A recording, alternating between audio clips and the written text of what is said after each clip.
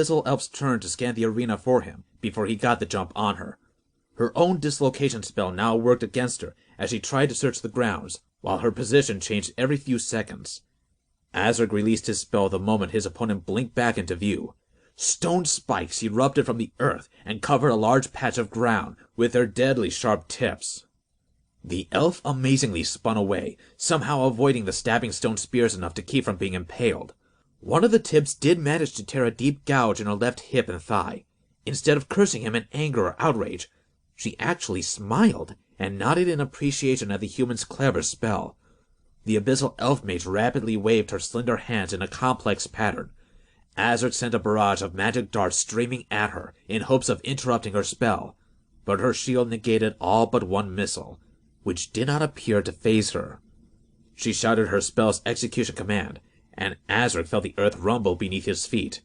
He dove to the side as a column of stone erupted beneath him and shot 40 feet in the air, taking barely a second to reach its apex.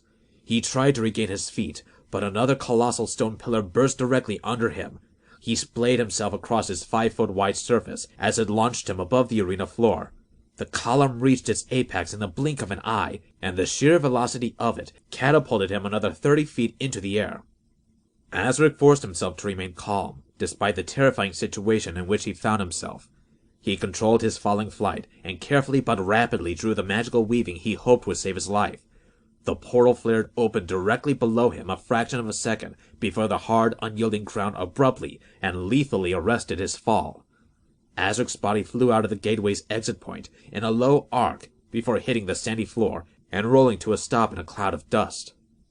Azerick's quick thinking and clever spell use had saved his life for the moment, but his uncontrolled slide and tumble across the arena floor introduced his body to a world of pain.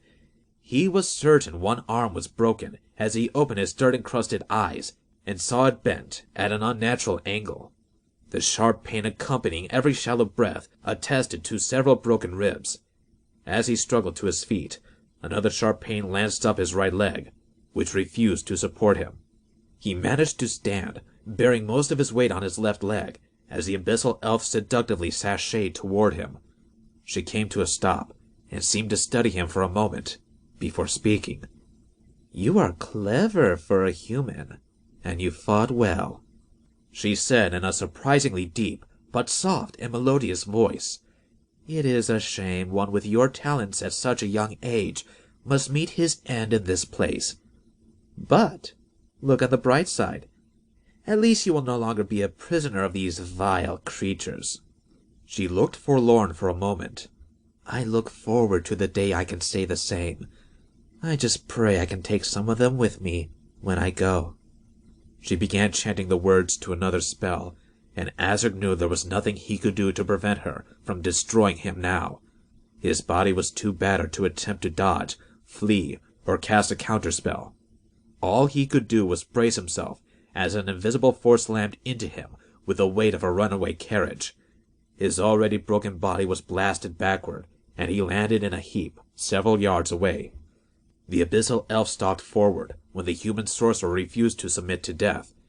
She stared down at his battered and broken form, summoning the energy for a simple spell to extinguish what little spark of life still flickered inside him. She had never known the emotion called remorse, but the feeling she had at being forced to kill such a rare spellcaster for no reason except for a master's entertainment came as close as she likely ever would. She would have been delighted to be able to dissect the young human's mind and abilities at her leisure. "What a waste," the elf said, as she prepared to unleash her spell.